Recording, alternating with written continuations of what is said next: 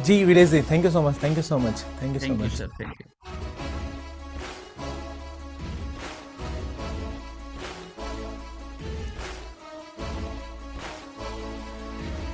Okay, thank you so much. मेरे ख्याल से साथियों आप सभी को मेरी आवाज़ आ रही होगी, है ना। आज के सेशन की हम लोग शुरुआत करते हैं। और साथियों, जैसा कि आप सभी को पता, हम लोग सर्वश्री में कार्यरत हैं और सर्वश्री जानी जाती है अपने एजुकेशन सिस्टम के लिए। रेगुलर बेसिस पे कंपनी अलग अलग लीडर्स को मौका देती है, जहाँ पे लीडर्स आ करके अपना एक्सपीरियंस शेयर करते हैं, जिसके वजह से लोग अपने बिजनेस में ग्रोथ लेकर के आ पाए। और इस सिलसिले में कंपनी बीओपी करती है, आईएसओ करती है, और साथ ही साथ कंपनी महीने में एक आध फ्राइडे को फेबलेस फ्राइडे बोल करके एक ट्रेनिंग प्रोग्राम करती हैं, जिसको टाइटल दिया जाता है लीडरशिप ट्रेनिंग। सवाल है, इस लीडरशिप ट्रेनिंग को लेते कौन है? तो कंपनी में कुछ खास लीडर्स हैं, कुछ खास अचीवर्स हैं, जिन्होंने मेहनत करी और उस मेहनत के दम पे अपने टीम के जरिए कुछ बड़े मुकाम को हासिल किया। और कंपनी के जो कुछ सीनियर अचीवर्स हैं, कंपनी उन्हें ये मौका देती है कि वो आकर के लीडरशिप ट्रेनिंग के टॉपिक पे अपनी ट्रेनिंग्स को, अपने एक्सपीरियंस को लोगों के सामने साझा करें। और इस सिलसिले में आपने बहुत सारे अचीवर्स को सुना है साथियों, और उसी फहरिस्त में, उसी लिस्ट में आज बारी मेरी आई है। तो नमस्कार, मैं अपना परिचय दे दूं। सरफराज आलम नाम है मेरा। फिलहाल इस कंपनी में मेरा जो लेवल है वो डबल यूनिवर्सल क्राउन एम्बेसडर का है।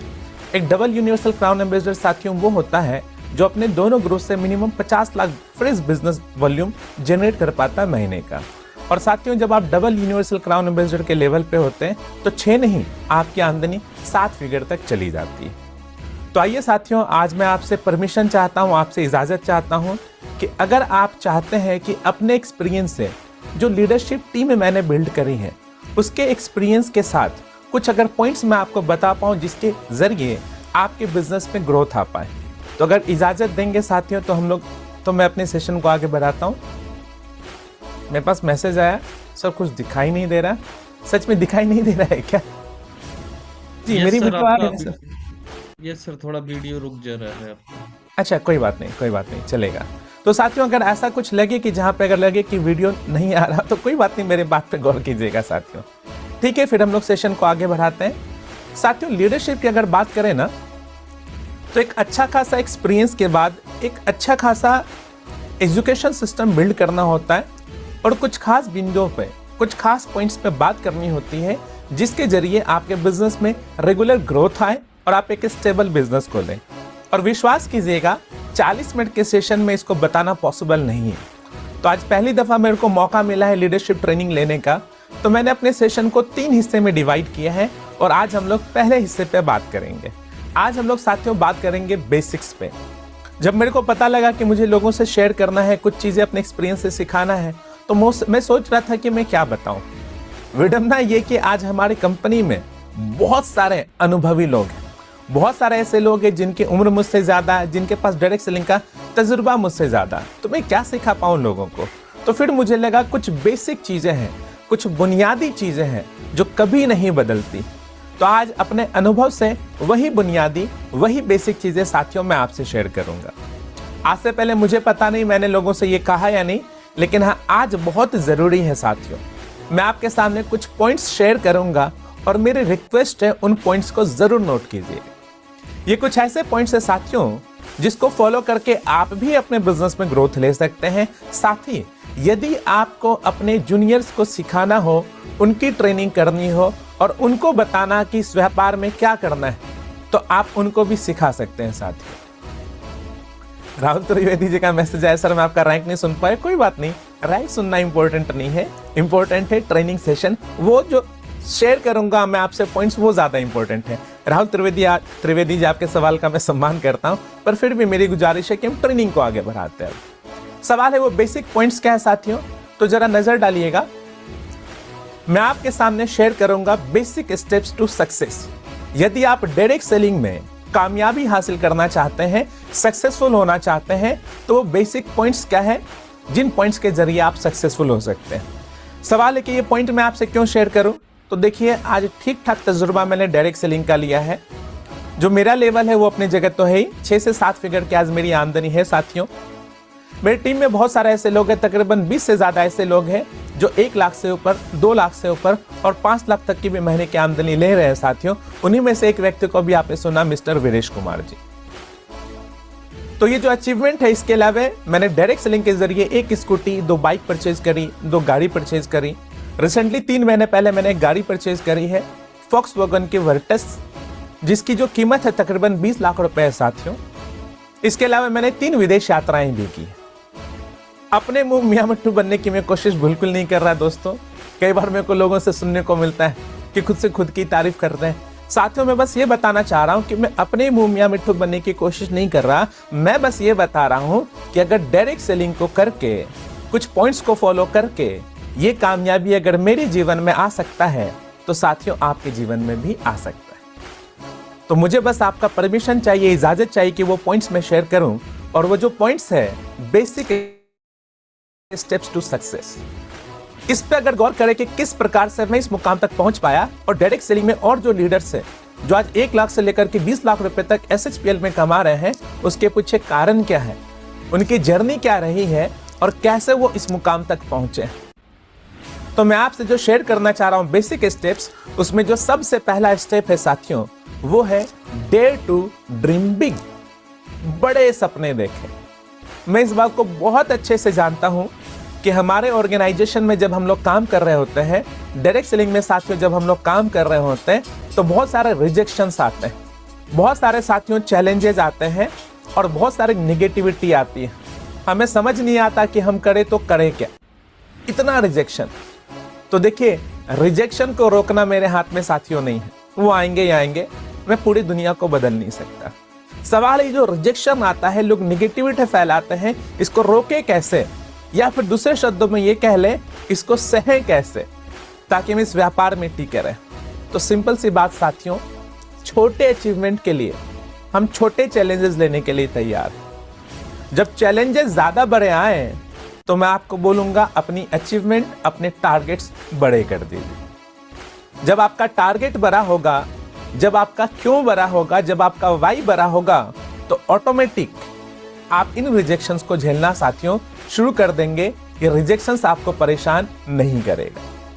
और डायरेक्ट सेलिंग में मैंने एक बात सीखी है साथियों, सबसे जरूरी है हमारा क्यों। अगर आपका क्यों बड़ा होगा तो आप मेहनत करेंगे, आप काम करेंगे। मैं बस इतना बताऊं, केवल छोटी मोटी जरूरत के लिए ना आए। 2 छोटा सा उदाहरण देता हूं मैं आपको। एक व्यक्ति ने हमारे व्यापार को ज्वाइन किया और वो अपने डायरी के पन्नों में लिखता है, मैंने इस व्यापार को इसलिए शुरू किया है ताकि 4 से 5 हजार रुपए पार्ट टाइम में एक्स्ट्रा इनकम मेरे पास आ जाए।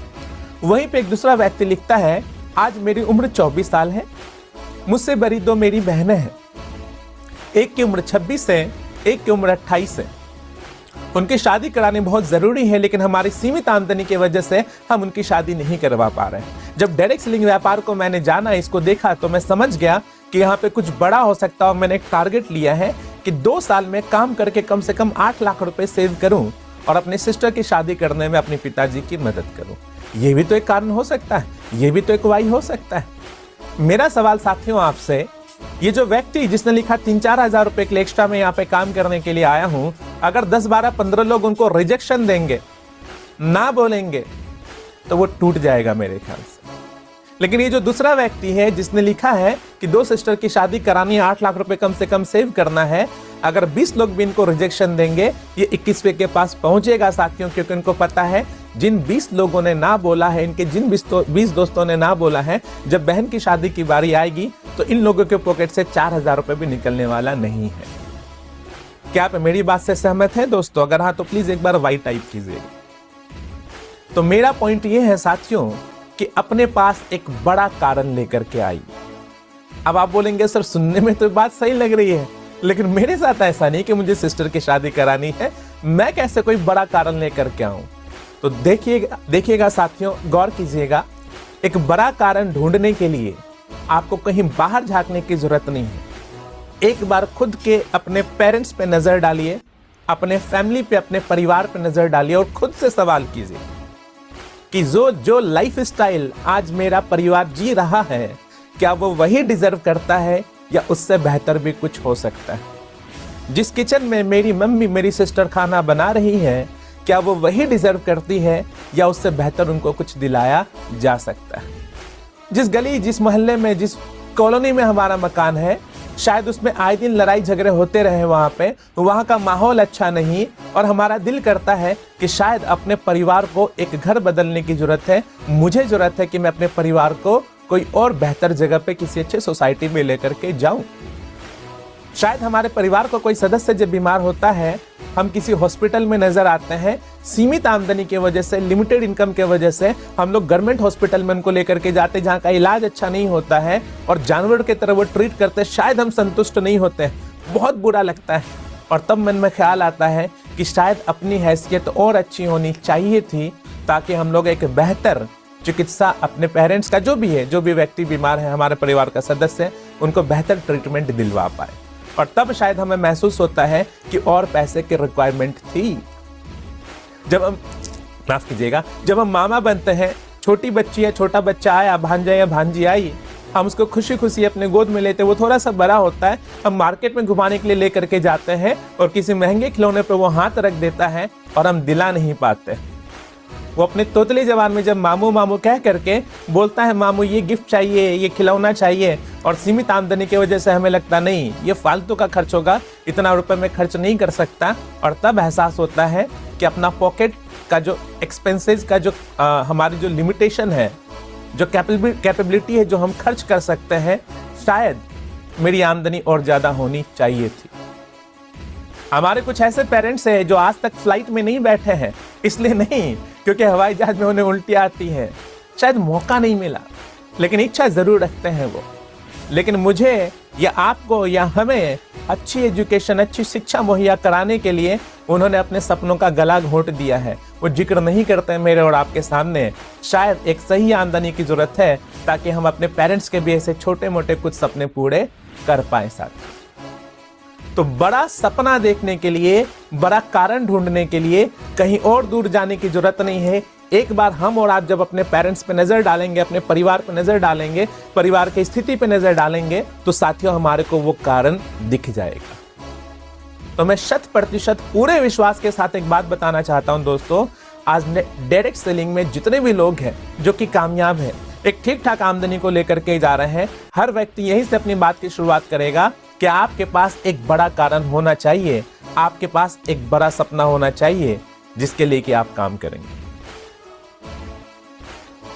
तो सबसे पहला लेसन साथियों यही है जो मैंने सीखा है डायरेक्ट सेलिंग में आकर के, वो यही है कि बड़े सपने देखें, एक बड़ा कारण ढूंढिए। आइए एक छोटा सा और उदाहरण मैं आपको देता हूं। लोग पूछते कि सर कैसे 1 लाख की इनकम पे पहुंच सकते हैं, कैसे 5 लाख की इनकम पे पहुंच सकते हैं, ये पॉसिबल कैसे है? तो देखिए दोस्तों, सवाल कभी भी कैसे का नहीं रहा है, हमेशा सवाल क्यों का रहा है। ये क्यों सबसे खतरनाक चीज है, सबसे इंपॉर्टेंट है साथियों। आइए एक उदाहरण से समझते हैं। मैं कुछ नाम ढूंढ रहा हूं जो कि यहां पे लोग कनेक्टेड है। चलिए, लास्ट मैसेज मुझे मिला सुदीप जी का। सुदीप जी, मैं बस उदाहरण के लिए आपके नाम का इस्तेमाल कर रहा हूं, सुदीप सिंह जी।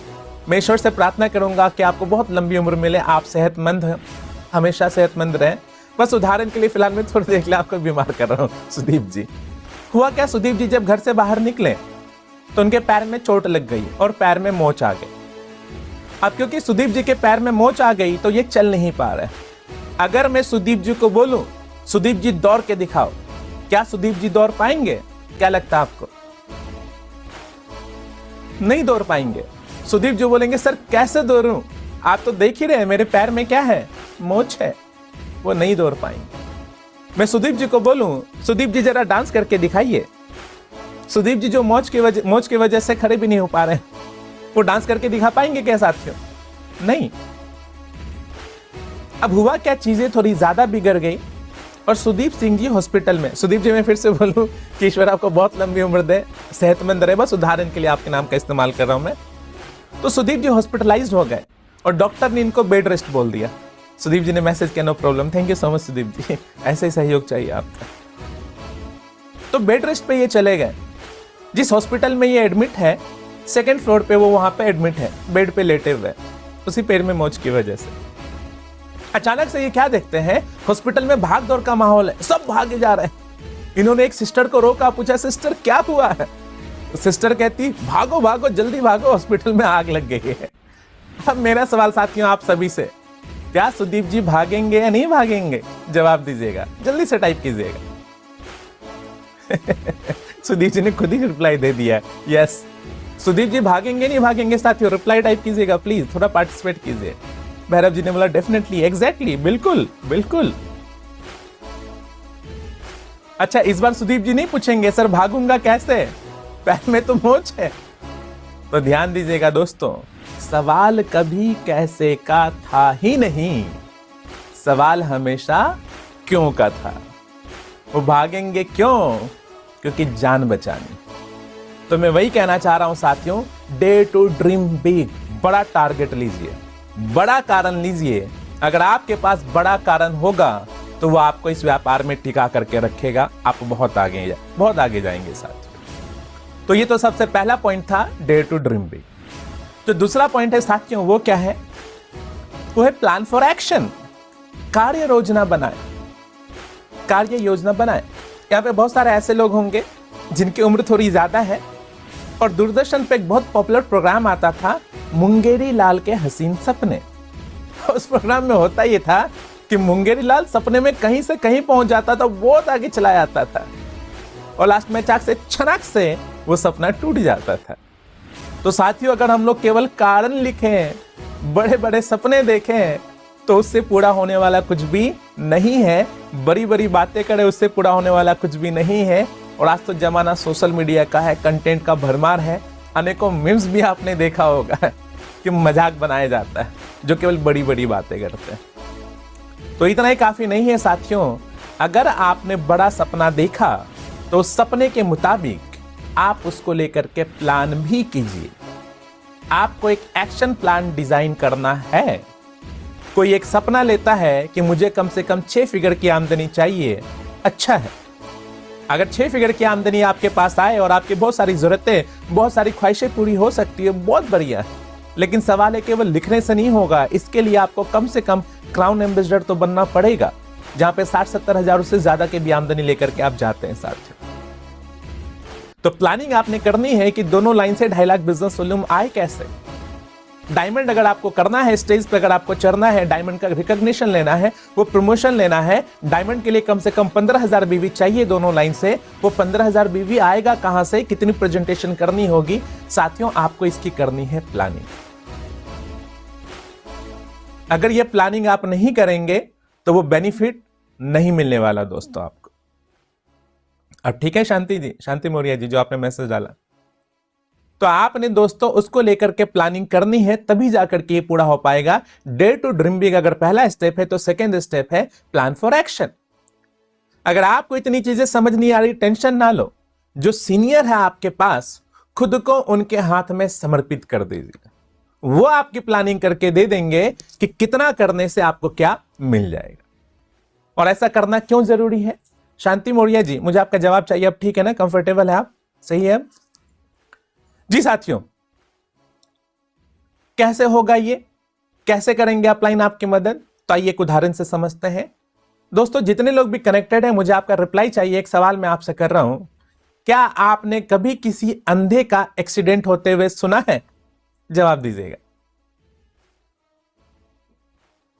हाँ या नहीं प्लीज टाइप कीजिए। तो सब लिख रहे no no no no no no no, नहीं। मेरे ख्याल से सवाल स्पष्ट है। अंधा वो जिसकी आंखें नहीं होती। अच्छा, उनका एक्सीडेंट होते हुए नहीं सुना है, कोई बात नहीं। अच्छा, किसी आंख वाले का एक्सीडेंट होते हुए सुना है? इसका जवाब दीजिएगा। यस, बहुत अजीब बात नहीं है। जिसकी आंखें नहीं है, जो अंधे हैं, उन्हीं का एक्सीडेंट हो रहा है। जो अंधे हैं उनका एक्सीडेंट नहीं हो रहा है, और हो किसका रहा है? जिनकी की आंखें हैं। ऐसा क्यों? तो जरा रियलिटी को समझिए। अंधे का एक्सीडेंट इसलिए नहीं होता है क्योंकि वो किसी का हाथ पकड़ लेता है जब रोड को क्रॉस करना हो। तो अगर आप भी इस व्यापार में कामयाब होना चाहते हैं दोस्तों, तो आपको और मुझे भी बन जाना है अंधा। और किनका हाथ पकड़ लेना है? अपने मेंटोर का, अपने सीनियर का, अपने एक्टिव इफेक्टिव ग्रोइंग अपलाइन का। उनका हाथ पकड़ करके साथियों आप आगे बढ़ सकते हैं। तो day two dream big second step था प्लान फॉर एक्शन, और इसमें मदद करेंगे आपके सीनियर जो कि आपके अपलाइन है। उनके साथ बैठे वो आपकी प्लानिंग करने में मदद करेंगे। जो थर्ड पॉइंट है, इसके बाद क्या करना है। जब हम लोग एक्शन की बात कर रहे हैं कि एक्शन में हमारे को करना क्या है, तो बेसिक यही बताता कि सबसे पहला आपको काम करना है साथियों कि आप लिस्ट बनाएं। याद है शुरुआत में हमने ट्रेनिंग में क्या बात रखी थी कि अपना कारण लिखना है, टारगेट लिखना है, टारगेट बनाना है। तो आप एक लिस्ट बना सकते हैं अपने वाई की भी, कि आपको क्या क्या पूरा करना है लाइफ में, असली मकसद आप खुद का क्या देखते हैं, आपका पर्पस क्या है। आप सपनों की लिस्ट बना सकते हैं। और साथ के साथ दोस्तों तीसरा काम जो आपने करना है, आपको बनानी है गेस्ट लिस्ट। कहते हैं guest list are the raw materials for our business. हमारा जो व्यापार है वो लोगों का व्यापार है, और इस व्यापार में जो गेस्ट लिस्ट है वो हमारे लिए रॉ मटेरियल्स का काम करता है। तो कम से कम 200 लोगों की साथियों लिस्ट आप जरूर बनाएं।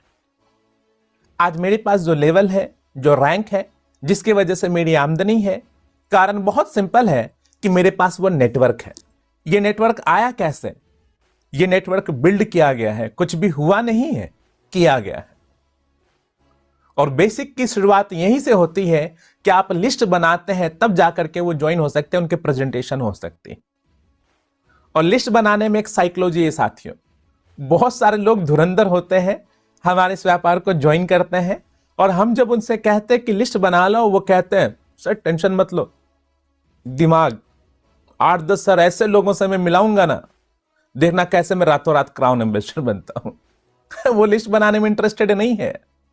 वो सीखने के बजाय अपलाइन को सिखाने में लगे हैं कि कैसे जल्दी नेटवर्क बनेगा। लिस्ट नहीं बनाते और दिमाग में भरोसा करते हैं कि 8 से 10 नाम है। अब भरोसा उन्होंने दिमाग पे किया, होता क्या जरा समझिएगा। जब उसने 8 नाम सोचे, प्रेजेंटेशन कराते हैं और ज्वाइनिंग जब नहीं आती है, 4-5-6 अगर रिजेक्शन आया, तो उसका जो ये तेज दिमाग है ना, वो 7वां नाम बताने से इनकार कर देता है। और फिर वो व्यक्ति अपने सीनियर से कहता है सर मैं मीटिंग किसको दिखाऊं, सर मेरे तो लोग ही खत्म हो गए, सर मुझे तो कोई दिख ही नहीं रहा। जानते हैं ये साइकोलॉजी के वजह से, क्योंकि उसने लिस्ट नहीं बनाई थी, तो दिमाग ने 7वां नाम बताने से इनकार कर दी। उसको एक भ्रम हो गया कि कोई है ही नहीं। वहीं पे दूसरी तरफ एक व्यक्ति ने 50, 100, 150, 200 लोगों की लिस्ट बनाई थी। उसने 6 नहीं 8 लोगों की भले प्रेजेंटेशन करी हो और ज्वाइनिंग्स नहीं आई, फिर भी वो नेगेटिव नहीं होगा, क्योंकि अगर 9 लोगों ने ज्वाइन नहीं किया तो 91 लोग बचे हुए। तो इसलिए लिस्ट बनाना जरूरी है।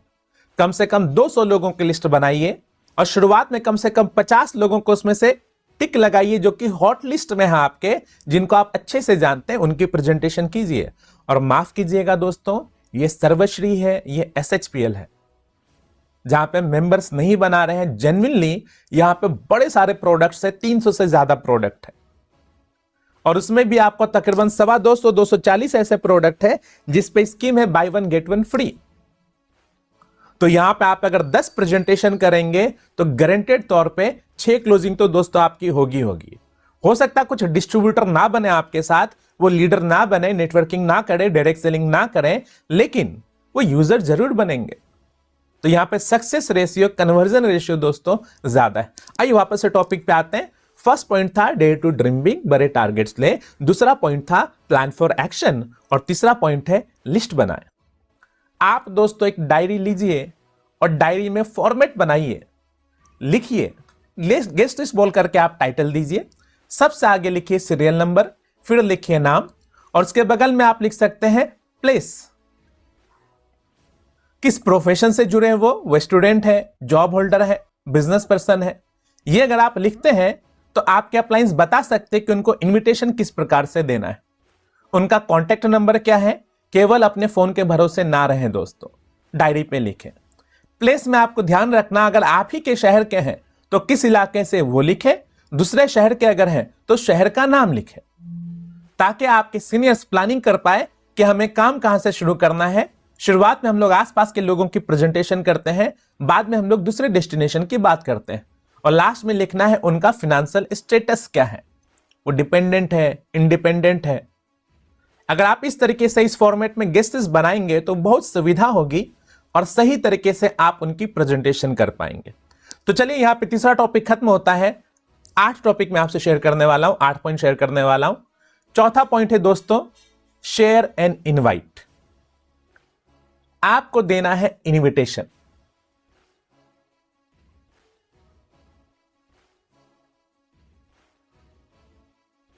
संजय पांडे जी का मैसेज आया, वन मोर टाइम प्लीज। अच्छा मैं समझ गया, आप गेस्ट लिस्ट का फॉर्मेट पूछ रहे हैं, कोई बात नहीं। हाँ जी, गेस्ट लिस्ट का फॉर्मेट बहुत सिंपल है। आपने लिखना है सीरियल नंबर, सीरियल नंबर के बगल में लिखना नेम, थोड़ा दायां बाएं भी हो सकता है, कोई दिक्कत नहीं है। नेम के बाद आपको लिखना प्रोफेशन। दाएं बाएं मैं कहना चाह रहा हूं, जैसे प्रोफेशन की जगह पहले प्लेस भी आ सकता है, पहले कॉन्टेक्ट नंबर भी आ सकता है, कोई इश्यू नहीं। नाम, प्रोफेशन, कॉन्टेक्ट नंबर, प्लेस और लास्ट में फिनेंशियल स्टेटस कि वो डिपेंडेंट है या इंडिपेंडेंट है। इससे मदद मिलती है कि उनको इनविटेशन किस प्रकार से देना है। एक दो उदाहरण भी मैं आपसे शेयर करूंगा। तो साथियों, अगला जो पॉइंट था वो था शेयर एंड इनवाइट, लोगों को आमंत्रित करें। ध्यान दीजिएगा दोस्तों, कभी भी ऐसा नहीं होगा कि लोग आपको बोलेंगे सरफराज सुनने में तुमने कोई बिजनेस शुरू किया है, मुझे भी ज्वाइन करा लो ना। ऐसा होने वाला नहीं है। मुझे और आपको लोगों को करना है इनविटेशन देना है, और जब हम लोग लोगों को आमंत्रित करते हैं वो हमारे प्लान को देखते हैं और फिर जाकर के कन्वर्जन आ सकता है। दोस्तों सवाल है कि आमंत्रण करना होगा कैसे, कैसे आमंत्रित करें। तो देखिए, मेरे नजर में इनविटेशन एक आर्ट भी है और इनविटेशन एक साइंस भी है। यह साइंस है लोगों को समझने का और ये आर्ट है अपनी बात को रखने का। तो विद टाइम जब आप ज्यादा से ज्यादा लोगों को इनविटेशन देते हैं तो ये कला में आप निपुण हो जाते हैं, आप सीख जाते हैं किनसे किस प्रकार से बात करनी है। इस पे अलग से हमारी ट्रेनिंग्स होती, 40-45 मिनट उसमें वक्त लगता है। 2 ढाई 3 मिनट में छोटे छोटे एग्जांपल्स के जरिए बस मैं इसको कवर करना चाहूंगा। दोस्तों बस मैं एक ही फॉर्मूला देना चाहूंगा आपको। इनविटेशन में जो हर जगह काम करता है वो बेसिक फॉर्मूला क्या है? बड़ों को कॉफी, छोटे को टॉफी। गौर कीजिएगा जरा। कन्हैया वर्मा जी का मैसेज आया, वॉइस नहीं आ रहा, आवाज आ रही ना दोस्तों आप सभी को?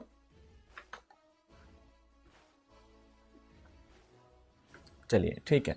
अगर कन्हैया वर्मा जी के यहाँ पे कोई अपलाइन है, कोई सीनियर है, तो उनको मैसेज डाल दीजिए, शायद उनका ऑडियो कनेक्ट नहीं हुआ, या कॉल करके बता सकते हैं। आइए टॉपिक पे आते हैं। आमंत्रित कैसे करना है दोस्तों, ये साइंस है लोगों को समझने का। चलिए मैसेज आ गया, आ रहे हैं जी। और ये आर्ट है लोगों से बात करने का, सही शब्दों का चुनाव करने का। ये साइंस कैसे है जरा समझिएगा। आपको थोड़ा बहुत लोगों को ऑब्जर्व करना आना चाहिए। लोगों के हाव भाव को समझना आपको पड़ेगा, क्योंकि मशीनों के साथ काम नहीं कर रहे हैं, हम इंसानों के साथ काम कर रहे हैं। आपका किसी के प्रति व्यवहार क्या है, आप किन शब्दों का चुनाव करते हैं, वही डिसाइड करता है कि वो आपके साथ आकर के जुड़ेगा या नहीं जुड़ेगा, वो आपके बिजनेस में शामिल होगा या नहीं होगा, आपके इनविटेशन पे आएगा या नहीं आएगा। फॉर्मूला मैंने आपसे क्या शेयर किया? बड़ों को कॉफी, छोटे को टॉफी। इसका यह मतलब है कि जिनकी जो रुचि है, जिनको जो पसंद है, उनसे वही बातें कर। एक 70-72 साल का बुजुर्ग है, उनको जाकर के आप बोलते हैं नमस्कार अंकल जी, मैं आपसे एक प्लेटफॉर्म शेयर करना चाहता हूं, एक अपॉर्चुनिटी शेयर करना चाहता हूं, जिसमें अगर आप अपना अगर करियर बनाते हैं तो न केवल आपको आमदनी आएगी, आप विदेश यात्रा पे भी जा पाएंगे, आप अपने पसंद के लग्जरी कार से ट्रेवल कर पाएंगे।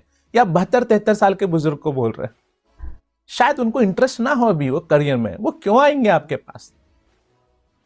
लेकिन वहीं पे अगर उनको घुटने से रिलेटेड कोई प्रॉब्लम है, उस समस्या की अगर आप बात करते हैं, तो शायद वो इंटरेस्ट लेंगे।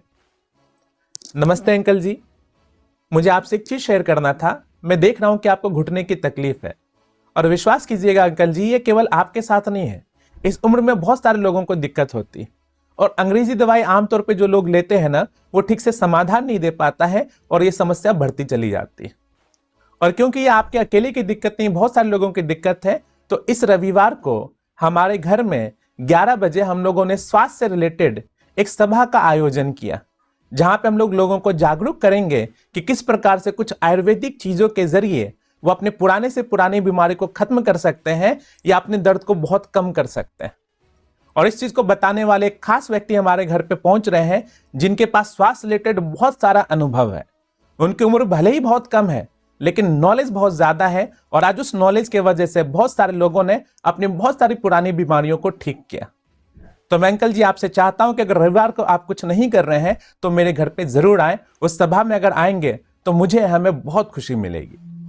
दोस्तों एक छोटा सा मैंने आपको उदाहरण देने की कोशिश की।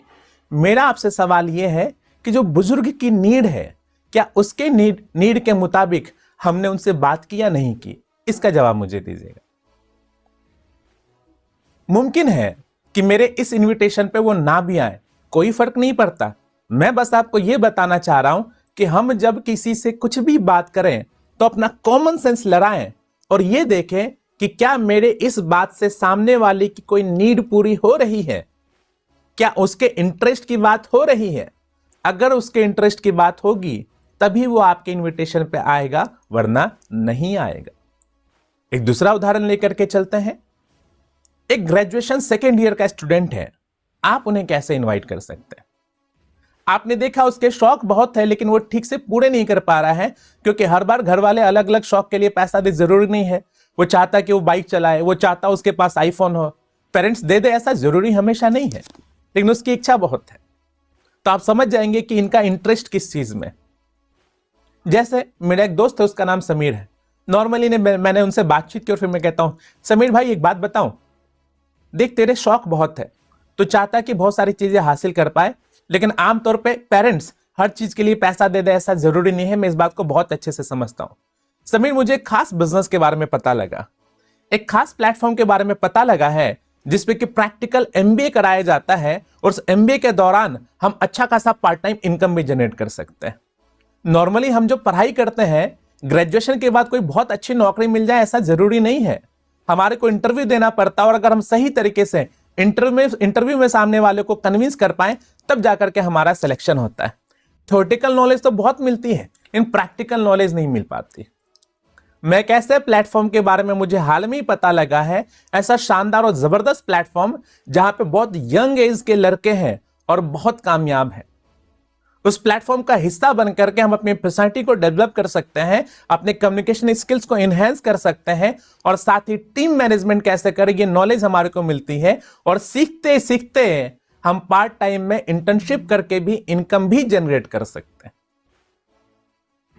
हो सकता है कि इस इनविटेशन पे भी समीर ना आए, लेकिन मेरा सवाल साथियों आपसे, क्या ये जो इनविटेशन का पॉइंट था उस व्यक्ति के हिसाब से रेलिवेंट था या नहीं था? जवाब दीजिएगा दोस्तों। क्योंकि इनविटेशन एक कला है, सीखना होगा, प्रॉपर इसकी ट्रेनिंग होती है, बहुत सारे इसके स्क्रिप्ट होते हैं। बस सीमित समय में मैं आपको बताने और सिखाने की ये कोशिश कर रहा हूं कि बेसिक चीज पे ध्यान दीजिए। और वो बेसिक यही बताता है कि जब भी किसी को इनविटेशन दे तो उनके जरूरत के हिसाब से इनविटेशन दे। एक हाउसवाइफ है, उनको किसी ने कैसे इनविटेशन दिया? एक हाउसवाइफ को आप इस प्रकार से इनविटेशन देते हैं कि आमतौर पे घर का गार्जियन एक हाथ से पैसा कमा करके लेकर के आता है और घर की महिलाएं उन पैसों को अलग अलग जगह खर्च करती हैं, घर के राशन में, घर के दवाइयों में। ऐसे ही तो होता है। तो एक हाथ से पैसा आता है, दूसरे हाथ से चला जाता है। लेकिन मुझे एक खास ब्रांड के बारे में पता है, मुझे एक खास प्लेटफॉर्म के बारे में पता है जहां पे अगर एक हाथ से आप अगर खर्च भी करें तो वापस से वो आमदनी के रूप में लौट करके वापस आपके पास आ जाता है। अगर ऐसा हो तो कैसा होगा? तो सामने वाली जो महिला है उसका जवाब क्या आएगा? क्या उनका इंटरेस्ट पैदा होगा या नहीं होगा? जवाब दीजिएगा दोस्तों। सवाल ये उठता है कि सच में ऐसा कोई प्लेटफॉर्म है क्या? अरे है ना, उसका नाम क्या है? सर्वश्री। अगर हम अपने घर के खर्च को बदले, जो कंसिस्टेंसी स्कीम है हमारा, तो बचत तो होगी। Money saved is equal to money earned. जो पैसे आप बचत करते वो एक प्रकार की आमदनी तो है। महिला ने बोला कैसे? तो सामने जिस महिला ने इनविटेशन दिया वो मुस्कुराती है और कहती है नहीं ऐसे नहीं, सारी बातें ऐसे हर जगह नहीं होती हैं। एक काम कर, आज अगर तू मुझे अपने घर पे चाय पे इनवाइट करती है और बढ़िया सी अगर चाय पिलाए तो जाकर के राज की बात मैं बताऊंगी।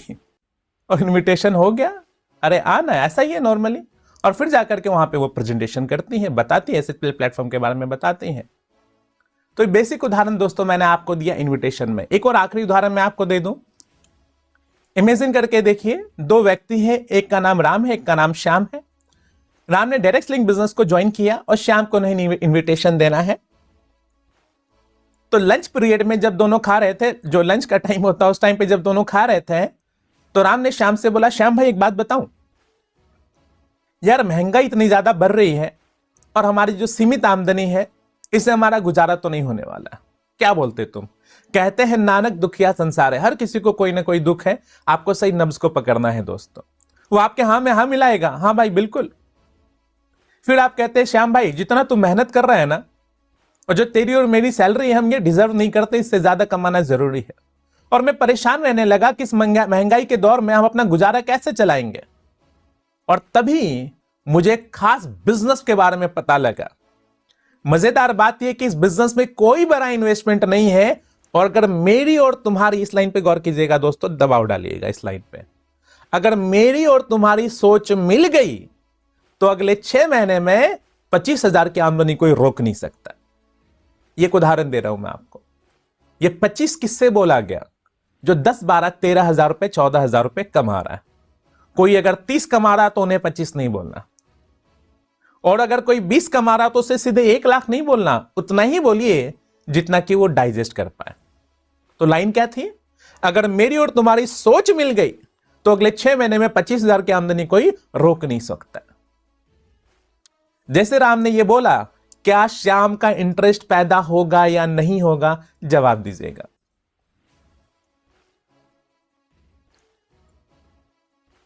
अच्छा, श्याम ने अगर पूछा कि ऐसा क्या है बताओ, तो आपने क्या करना? तुरंत से एसएचपीएल बताना शुरू कर देना। कृपया करके ये गलती मत कीजिएगा, क्योंकि आपके हाथ में अपॉर्चुनिटी है, इसे सोना बनाना है या मिट्टी बनाना वो आपके हाथ में। ये गलती मत कीजिएगा कि वहीं पे प्रेजेंटेशन देना शुरू करते हैं।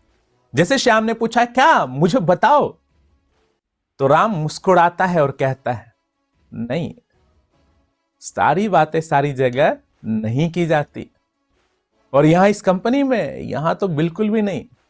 एक काम करो, आज शाम 6 बजे ऑफिस के बाद या तो चाय पे तुम मेरे घर आ जाओ या फिर मैं तुम्हारे घर आ जाता हूं। और जैसे आपने इनविटेशन दिया और अगर वो निकल पड़ा तो समझो आधी ज्वाइनिंग तो वहीं पे डन। तो 2-3 बातें मैंने आपके सामने रखी। नंबर 1, क्यूरियोसिटी आपने जगाना है, सामने वाले की इंटरेस्ट की बात करनी, और कोई जोश में आकर के कोई जल्दबाजी ना करे। तो सिंपल सा ये पॉइंट था दोस्तों, जहां पे हमने शेयर किया। चौथे पॉइंट को, जो स्टेप नंबर 4 है, शेयर एंड इनवाइट। इसके बाद जो अगला पॉइंट है, उस पॉइंट का नाम है शो द प्लान। ये 5वां पॉइंट है हमारा। आपने किसी की प्रेजेंटेशन, माफ कीजिएगा, आपने किसी की इनविटेशन करी, उनको इनवाइट तो कर लिया, वो मीटिंग देखने के लिए आ गए, फिर आपने अगला काम क्या करना? अगला काम है शो द प्लान। अच्छे प्रेजेंटर बनिए, और अच्छे प्रेजेंटर बनने से ज्यादा जरूरी है कि प्रेजेंटर बनिए। खराब प्रेजेंटेशन ले सकते हैं, लीजिए। बहुत ही घटिया वाहियात प्रेजेंटेशन ले सकते हैं, लीजिए, लेकिन लेना शुरू कीजिए दोस्तों। जब तक प्रेजेंटेशन आप नहीं लेंगे, यह बिजनेस आपका नहीं है। आपके अपलाइन अगर आपके लिए आकर के प्रेजेंटेशन लेते तो मान लीजिए ये उनका बिजनेस है, आपका बिजनेस नहीं हुआ। मुझे एक लाइन सिखाई गई थी, वही लाइन मैं आपके सामने रखता हूं, किसी किताब में मैंने पढ़ी थी। वैगन टू रिचेस बुक का नाम है। The marker man has the most money. वो व्यक्ति जिसके हाथ में मार्कर है, उसी के पास सबसे ज्यादा पैसा होता है। यहां पे मार्कर मैन का मतलब क्या है? प्रेजेंटर। तो प्रेजेंटर बनिए दोस्तों। और शॉर्ट में प्रेजेंटेशन में मैं 1-2 पॉइंट्स रखूं आपके सामने। नंबर 1, प्रेजेंटेशन 3 प्रकार की होती है। एक होती है 1 to 1, जहां पे एक व्यक्ति दूसरे व्यक्ति को बता रहा होता, खुद या अपने सीनियर के साथ। दूसरा होता है, संजय पांडे जी ने 1 more, अच्छा ठीक है, संजय पांडे जी का मैसेज है सर, वो लाइन क्या थी लिख देता हूं मैं।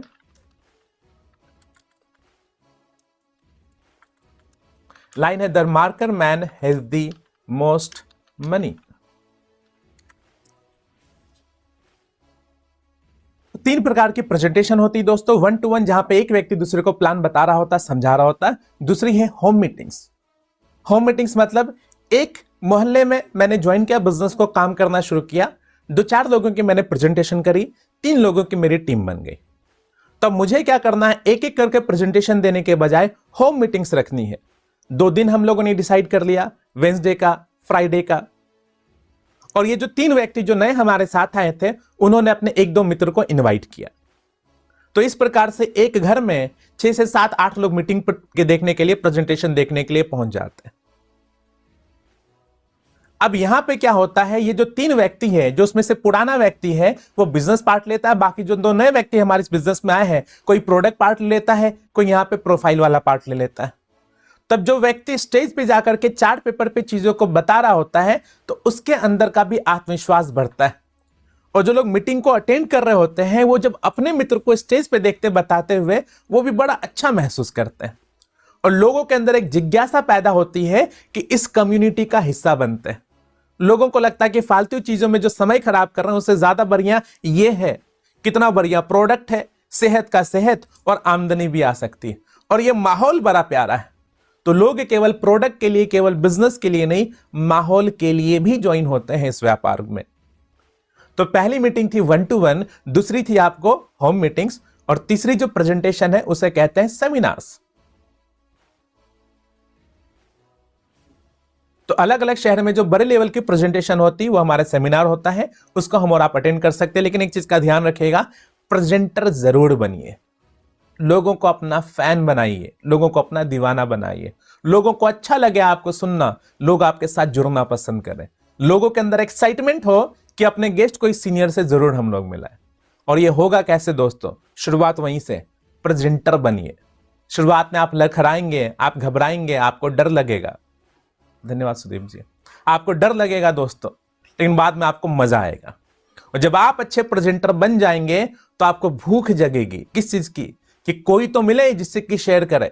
आप मौके तलाश करेंगे।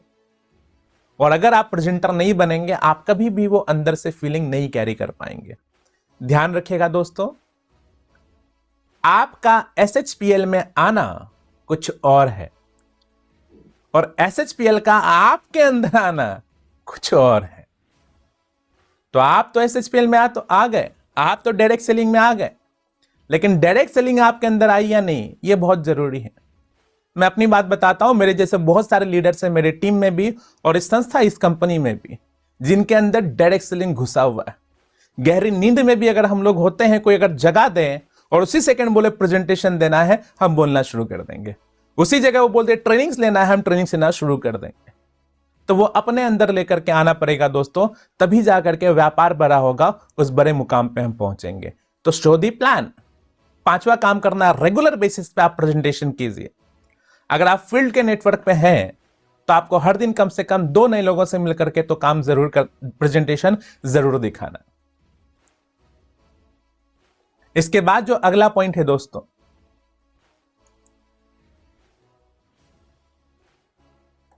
छठा पॉइंट है साइन अप। आपने अगर प्रेजेंटेशन दिखाई, सामने वाले को क्लियर कर दिया, तो आपको उनको अपने व्यापार में शामिल करना। अपने पास ऑर्डर फॉर्म कैरी करके रखिए, सही जगह उनकी प्लेसमेंट कीजिए, और अपलाइन से जरूर डिस्कस कीजिए कि कैसे, किस हिसाब से प्लेसिंग करने से ज्यादा फायदा उठा सकते हैं। लोग एक आईडी के बजाय 3-3 आईडी का भी ज्वाइनिंग उठाते हैं, ताकि मल्टीपल आईडीज का उनको बेनिफिट मिले। तो सिंपल है, प्रेजेंटेशन के बाद उनको अपने व्यापार में शामिल करना। अगर वो डिस्ट्रीब्यूटर नहीं भी बनते हैं तो कम से कम उनको कस्टमर जरूर बनाए, कंज्यूमर जरूर बनाए। SHPL को लेकर के, इस व्यापार को लेकर के, इस ब्रांड को लेकर के उनको पॉजिटिव जरूर करें। और यदि वो साइन अप नहीं हो पा रहे हैं, ज्वाइनिंग्स नहीं आ पा रही है, तो फिर क्या करना है, सिंपल, फॉलोअप। आप कीजिए उनका फॉलोअप। और फॉलोअप मेरा फेवरेट टॉपिक है। जब से मैं डायरेक्ट सेलिंग में आया, मैं ज्यादा जाना गया इसी चीज के लिए। मेरा इंटरेस्ट है, मेरी रुचि है इसमें। मुझे पसंद है लोगों से बातचीत करना, समझना, लोगों से चीजों को शेयर करना। और फॉलोअप में बहुत मदद करेगा दोस्तों। ये फॉलोअप है क्या, जरा समझिएगा। फॉलोअप का 2 मीनिंग है। नंबर 1, सामने वाले के डाउट को दूर करना। अच्छा, अगर उनका कोई डाउट ही ना हो, सब क्लियर हो, फिर भी वो आपके व्यापार में शामिल ना हो तो फॉलोअप का दूसरा अर्थ है सामने वाले को रियलाइज कराना कि किस प्रकार से ये कंपनी, ये डायरेक्ट सेलिंग प्लेटफॉर्म, ये इंडस्ट्री उनको एक बेहतरीन करियर दे सकता है। यही दो मतलब है दोस्तों। और विश्वास कीजिएगा, फॉलोअप की जरूरत 95% लोगों को होती ही होती है। क्यों जरूरत होती है? क्योंकि लोगों को प्रॉपर जानकारी नहीं है डायरेक्ट सेलिंग के बारे में, और जानकारी अगर है भी तो वो टूटा फूटा जानकारी है दोस्तों। कैसे, जरा समझिएगा। एक बूढ़ी दादी जी थी मेरे गांव में। उसने मुझसे पूछा, तुम्हारा जो वो दोस्त आया था वो क्या कर रहा है? मैंने बोला वो इंजीनियर बन गया। तो कहती इंजीनियर मतलब? अब मैं कैसे समझाऊं इंजीनियर मतलब? मैंने किसी तरीके से उनको समझाने की कोशिश की, और जब मैंने उनको समझाने की कोशिश की तो जरा देखे जवाब क्या उनका। वो कहती अच्छा, जैसे अपना संतोष मिस्त्री है। मैंने इंजीनियर के बारे में उनको समझाया और उनके दिमाग ने कनेक्ट करके इंजीनियर को क्या बना दिया? किससे कनेक्ट किया? एक मैकेनिक से। शायद आपको हंसी आए, लेकिन उस महिला के बारे में जरा सोचिए। उनके पास जो नॉलेज है उस आधार पे उन्होंने इंजीनियर की एक परिभाषा निकाली कि जो चीजों को ठीक कर सकता है, जिसके पास नॉलेज होती है कि ये काम कैसे करता है, मतलब कि एक मैकेनिक। अब क्योंकि एक हास्यास्पद बात मैं आपसे शेयर कर रहा हूं, कहीं ना कहीं मार्केट में लोगों के साथ भी ऐसा ही है। उनको डायरेक्ट सेलिंग के बारे में पता नहीं है, तो गलत गलत जो अवधारणाएं हैं उन्होंने वो पाल रखा है और उसी से कनेक्ट करने की लोग कोशिश करते हैं। इसको एक छोटे से उदाहरण से जरा समझिएगा दोस्तों। 5 अंधे थे जिन्होंने कभी हाथी नहीं देखा, तो इच्छा जाहिर करते कि हमें हाथी देखना है, तो कुछ विद्वान मिलकर के उपाय करते और एक हाथी को लेकर के आते हैं और उन अंधों को बुलाते कि आप भले ही नहीं देख सकते, छू करके तो समझ लेंगे हाथी कैसा होता है। तो सबसे पहले एक अंधा जाता है, वो हाथी के सूंड को पकड़ता है और कहता है मैं समझ गया हाथी कैसा होता है, हाथी तो मोटे पाइप जैसा होता है। दूसरा अंधा जाता है, वो हाथी के दांत पे हाथ रखता है और दांत को पकड़ करके उस नुकीले दांत को देख करके अंदाजा लगा करके कहता है मैं समझ गया हाथी कैसा होता है, हाथी तो भाले जैसा नुकीला होता है। तीसरा अंधा जाता है, वो हाथी के पैर पे हाथ रखता है, उस पैर पे हाथ फेर करके कहता है मैं समझ गया हाथी कैसा होता है, हाथी तो मोटे खंबे जैसा होता है। चौथा अंधा जाता है, वो हाथी की पीठ पे दीवार फेरता है, पीठ पे हाथ फेरता है और कहता है मैं समझ गया हाथी कैसा होता है, हाथी तो चौड़े दीवार जैसा होता है। और पांचवा अंधा जाता है, वो हाथी की पूंछ को पकड़ता और कहता है मैं समझ गया हाथी कैसा होता है, हाथी तो रस्सी जैसा होता है। मेरा सवाल दोस्तों आप लोगों से, क्या हाथी ऐसा होता है? नहीं ना। तो क्या वो अंधे गलत थे? जवाब दीजिएगा दोस्तों, क्या वो अंधे गलत थे? नहीं, वो अंधे अपने जगह सही थे। तो मार्केट में भी दोस्तों यही बात है, लोगों को डायरेक्ट सेलिंग के बारे में पता नहीं है, जो टूटा फूटा है उसी अंदाज से वो कहते हैं अच्छा ये कंपनी मैंने सुना है, ऐसी भी कुछ कंपनी आई थी, बहुत सारी नेगेटिविटीज है। तो इसी को क्लियर करना मेरा और आपका फर्ज है दोस्तों, और ये जो क्लियर होगा इसी प्रोसेस को कहते हैं दोस्तों फॉलोअप करना। उनके पीछे नहीं पड़ना है, लेकिन पीछे भी पड़ना है। आप बोलेंगे सर समझ नहीं आ रहा आप क्या बोल रहे हैं, तो देखिए ये इंसानी फितरत है। जब तक गर्दन पे तलवार ना लटके हम कोई काम नहीं करते। एक बहुत पॉपुलर उदाहरण है कि गाय दूध नहीं देती, दूध निकालनी पड़ती। सही है। तो गेस्ट ज्वाइन होता नहीं है, ज्वाइन कराना पड़ता है, उनके डाउट्स को क्लियर करना पड़ता है, उन्हें मोटिवेट करना पड़ता है, उन्हें थोड़ा सा प्रेशर डालना पड़ता है कि वो स्टेप ले। क्यों? इंसानी फितरत है, हम सबके साथ ऐसा होता है। क्या आपके फोन पे मैसेज नहीं आता है कि कृपया सेवाओं का आनंद लेने के लिए इतने रुपए का रिचार्ज जरूर करें? और यदि आपने कर लिया है तो प्लीज इस मैसेज को इग्नोर करें। ये क्या है? फॉलोअप है। घर में जब त्योहार होता है, मम्मी पापा से कहती सुनिए जरा ये सारा सामान लेते आइएगा, पिताजी लेकर के नहीं आते हैं, मम्मी फिर दूसरे दिन बोलती, फिर तीसरे दिन बोलती है, और सामान कब आता है? त्योहार वाले सुबह आता है। पहले क्यों नहीं आया? ये बात पापा को भी पता था कि नहीं लाने वाले हैं, और ये बात मम्मी को भी पता था कि ये नहीं लाने वाले हैं, और इसलिए मम्मी लगातार फॉलोअप ले रही थी। तो ये स्वाभाविक बात है दोस्तों। तो ये फॉलोअप भी मुझे और आपको करना पड़ता है। पॉइंट बस इतना याद रखिए दोस्तों, उनके डाउट्स को दूर कीजिए। लेकिन हाँ, ये ध्यान रखिएगा, रिलेशन हमारे लिए ज्यादा मायने रखेगा। किसी के पीछे इतना भी ना पड़े कि वो आपसे दूर भागना शुरू कर दे। बहुत सिंपल सा फॉर्मूला है, रबर बैंड को आपने देखा होगा, उसको खींचेंगे तभी वो काम करेगा, लेकिन जब जरूरत से ज्यादा खींच देते हैं रबर बैंड तो वो टूट जाता है। तो दोस्तों, आपको फॉलोअप लेना है, किसी के साथ लगना है उतना ही जितना कि आपका काम बने। किसी के पीछे इतना भी ना पड़े कि वो आपसे फिर भागना शुरू कर दे। और 8 बेसिक स्टेप्स में जो आखिरी पॉइंट है दोस्तों, वो है ट्रेनिंग एंड फॉलो थ्रू। उन सभी की ट्रेनिंग कीजिए, उनकी ट्रेनिंग लीजिए, और जितनी भी ट्रेनिंग्स है सभी ट्रेनिंग्स को अटेंड करें। Attend all the trainings and events, her trainings को अटेंड कीजिए। सवाल है कि ट्रेनिंग्स की जरूरत क्यों है, तो बस एक आखिरी उदाहरण बता करके अपने सेशन को मैं ओवर करना चाहूंगा। बचपन में हम सब के साथ एक घटना घटी थी। वो क्या, हम छोटे थे, बांसुरी वाला आता है, बांसुरी बजाता है बहुत मधुर ध्वनि के साथ। हम बहुत एक्साइटेड होते हैं, बच्चे घर पे जाते हैं, पैसे लेकर के आते हैं और बांसुरी खरीद लेते हैं। लेकिन जब हम बांसुरी बजाते हैं, बांसुरी जब बजाते हैं हवा ही निकलती है, बांसुरी नहीं बजती। ऐसा ही होता है ना? क्यों भाई? क्योंकि हमने बांसुरी तो खरीद ली, लेकिन इस बांसुरी को बजाएंगे कैसे, ये हमने ट्रेनिंग नहीं ली। तो दोस्तों, हमारे बीच भी बहुत सारे लोग हैं जिन्होंने SHPL नाम की एक बांसुरी खरीद ली है 500 बीबी में, 4000 बीबी में, 5000 बिजनेस वॉल्यूम में, लेकिन इस बांसुरी को बजाए कैसे? सरफराज जी जब बजाते हैं तो उनकी बांसुरी बज जाती, वो पैसे कमा लेते हैं। शालू ठाकुर सर है, संजीव सर है, ये बजाते हैं, इनकी बांसुरी बज जाती है, पैसे कमा लेते हैं। वीरेश यादव जी, हम क्यों नहीं? तो ट्रेनिंग मिसिंग है दोस्तों। जितना मौका मिले उतनी ट्रेनिंग्स को आप अटेंड कीजिए। शुरुआत में 205 के करीब लोग थे, अभी 188 लोग हैं। ये 7-8-9 लोग कहां गए? उनका कोटा पूरा हो गया शायद। किस चीज का? कि अब उनको और नॉलेज लेनी बहुत ज्यादा हो गया, या फिर उनका डेटा पैक खत्म हो गया होगा। तो उस डेटा पैक का सही इस्तेमाल हो।